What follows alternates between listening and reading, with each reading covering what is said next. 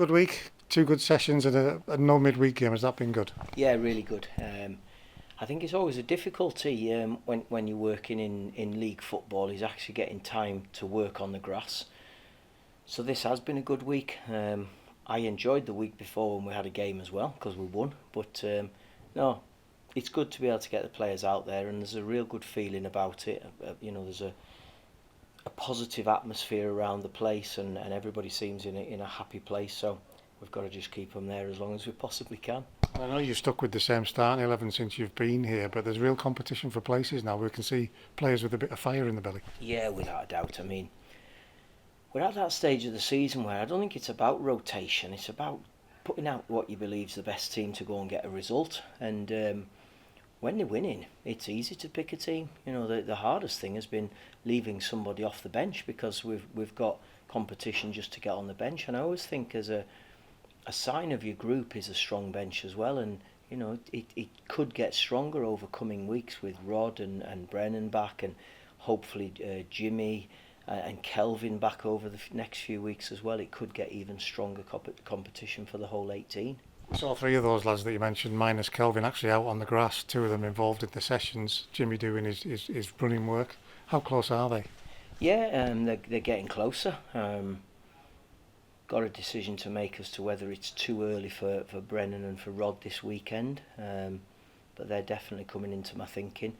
Jimmy is still, I think probably the earliest I would imagine is the Cumberland Cup game against Carlisle City. He may be ready for that, but he needs to do a week or 10 days of working with the rest of the group and the proper football specific training with competition alongside it, not just where it's all structured with the physio doing the rehab. It needs to be competitive football, which he'll get when he gets back in the group. I think we've asked you this every time, but it's worth asking again. You didn't know what you were coming into. It was a case of a new group of players in a situation that wasn't good.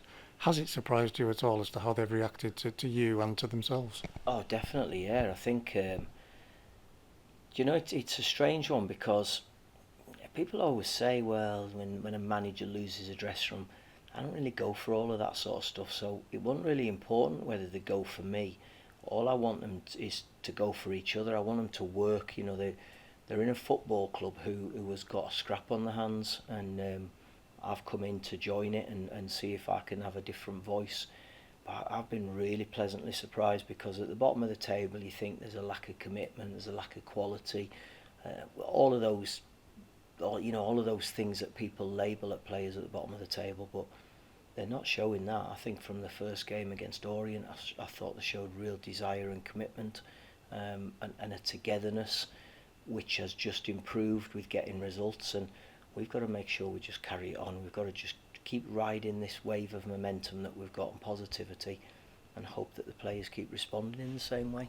It is about the team, but there's a lot of individual battles that are being won out there, and that's probably why you're sticking with the same starting 11. Again, is that good to see that the players themselves are doing what they need to do to avoid a relegation battle? Yeah, that's it. It's that's what players have to do. They have to do all of the nitty gritty stuff. You've got to if you can do the basics well, you've got half a chance, and then if you've actually got a bit of ability on top of that as well, then you've got a real good chance of being successful.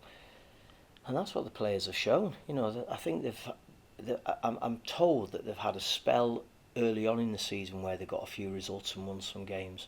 Now we've got to do it again. We've got to be a little bit more consistent. We were in the bottom two when I got here because we deserve to be. It doesn't, after 31 games, it's not unfortunate if you're second bottom. That's where you deserve to be. But we've got to make sure in the last 15 that we are not in the bottom two, and in this little mini league from whatever number in the table downwards it is. I think it was 16 when I looked at it 3 games ago, from 16th down. Whether it's changed, I don't really know, but we have to make sure that we finish at least third bottom of that, but I'd love to finish at the top of that little mini league. In terms of that mini league, we've got 2 games coming up now here at home in quick succession against teams that are up at the other end. How do you approach that with that in mind? Exact same way as we've approached the other ones, on the front foot. We've got to go and take it to them. There's no point us sitting back and thinking, well, we'll just try and contain and they're a good side. That's a load of rubbish. We've got to go and be front foot against them. We are in a good run of form. I don't even know what's gone on in the league in terms of other results, but I'd be surprised if anybody else has won 3 consecutive games. So we're in a good place, and we have to make sure we remember that. We've touched on what we expect Northampton to do. They've done really well. They're in a great position, but we've got to try and knock them off the rails this weekend with the way that we go about it. Make sure we're aware of what their threat is. They're very, very good at set plays. They've got, I think it's 21 goals from set plays this season, so that is going to be a real threat. And if we can deal with that threat, that'll nullify a big part of their game, and then hopefully we can play our game. With absolutely no tactical insight whatsoever. They can play a bit of football, but they've got some big physical characters in there as well. So it's two sides of the game to look after. Without a doubt, but that's what Orient were. Orient, I couldn't believe how big they were. I'd forgotten how big League Two players were, to be honest, but there were some big units, and that will be the same again against Northampton. But that's a challenge that we've all got to stand up to. You know, the players have relished the challenge over 3 games. Now we've got to make it 4. Can we go and string 4 really good results together, and then it sets it up for the next one? But at the moment, the only important one is Northampton on Saturday. Let's do that right, and then Tuesday night will take care of itself. Again, 3 in a row, any level, isn't easy. It doesn't matter what team you are. So to have done that in the situation we were in, there's character in that dressing room. Yeah, there is. I mean, that's the big thing that's pleasantly surprised me, that there is character. And there's also some ability, and they're starting to show it more and more. I thought the second half against Oldham, they showed a lot more quality, a lot more control of the game than we had done previously. Training this week, they've shown control, they've shown ability, and I always say it though, it's no point being a training ground player. You have to show it out there on the dance floor when you've got a crowd around you, and that's where it really matters, and hopefully they'll show it again this Saturday. Personally, has your head stopped spinning yet? I'm sleeping better, that's for sure. And my feet are starting to touch the ground a little bit. The first 2 weeks were probably a bit of a whirlwind, but I've got myself settled back into the area, and the route into the ground each morning is like a familiar, it's like Groundhog Day coming back from however many years ago it was. But no, I'm starting to feel settled into it now, and I'm really pleased with the staff as well. All the staff have really helped me settle in, you know, with Gav and Paul Gerrard coming in as a real good addition, Greg and Jakey on the analysis stuff, and having Jeff in with Ross as well helps. We've got a good group of people here that all seem to be pulling in the right direction, all wanting the same thing, and as a manager, that makes life so much easier when you've got that.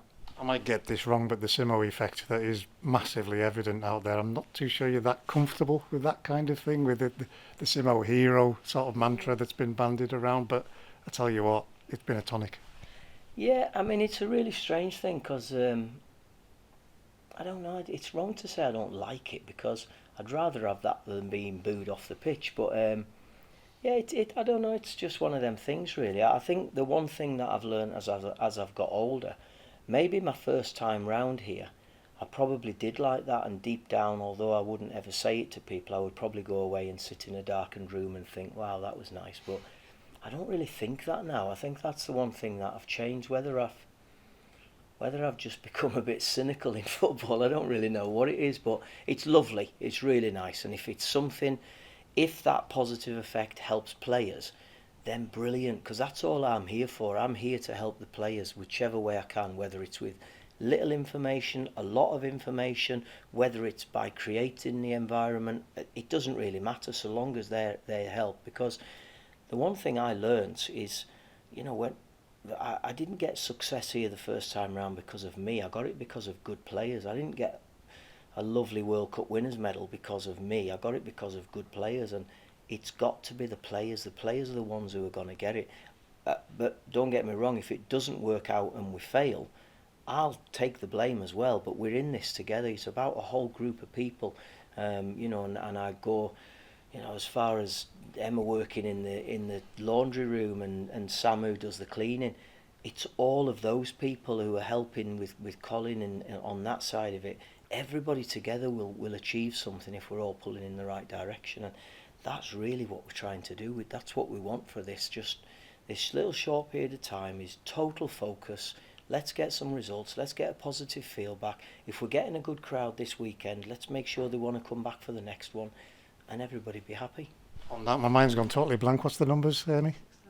Around about 6,000 as we speak, Paul. That's fantastic. It's something else the lads will have to deal with because some of them won't have felt this before. Oh no, they won't. I'm sure they've all played in front of crowds and decent crowds. That's not something I really worried about, but I hope they're like me. When I was dreaming about being a footballer, it was in front of big crowds. I didn't dream about playing on the Sheep Mount or Bits Park and one man and his dog were there. To dream about playing in front of a crowd and a positive crowd. So I hope they rise to it. That's what gets your adrenaline going. When you come down the tunnel and you hear that noise as you're going out, you start to get a little bit of butterflies. But that's good. That's a good thing. And if they're able to channel that in the right way, then I'm sure it'll be a positive response for them, and they make sure that they come out, and once the game starts, they do the first thing good and build themselves into the game, build the crowd, build the atmosphere, build the positivity, then everything should take care of itself as the game goes on. Away fans have been wonderful, but we've seen it against Rochdale during your time, this short spell here that you've been now. This crowd really do get everything going if there's something there to cheer. Oh, yeah, of course they do. I mean, you know, the big thing that I was really pleased about with the fans in the home game against Rochdale was we didn't really play well. You know, we had a 1-0 to hold on to, so that gave the supporters something to cling to, but I was nervous, so they must have been nervous, but they stuck with us. They were absolutely brilliant on the night, and it would have been really easy for them to turn and to get the grumbles coming, but they didn't. They stayed with it, and that's what we need, because listen, we are going to get some hiccups, we are going to get a few little bumpy bits, but if the fans can just stick with us for these remaining 12 games, then hopefully they've got something to look forward to again next season. We obviously hope those bumps don't come, but will it be interesting for you to see how everybody reacts when that first bump does arrive, if it does arrive? Yeah, of course it will. I mean, we had a little bump last week with the penalty. Thankfully, the goalkeeper, H, stood up to it and he responded in the right way. We got a little bump when we went 1-0 down on the stroke of half-time with a really scruffy goal. But the reaction second half was excellent, and that's what we need to do. When we do get it, we have to just put it to bed. You know, I have this thing that when you make a mistake, everybody knows there's a mistake. Just don't show the whole world about it. Just make sure the next thing's right, and that's what we have to do. If the bump comes, I hope it's not in one of these 2 games coming. I hope it's not against Barrow. I can't tell you who's after because they're the next 3 on my mind, and we just deal with those. And let's see what happens. You know, we've got to make sure that we pick up enough points in these games, and we do it properly, give a performance, and if the performance is right, normally the results comes along with it. Paul, thank you.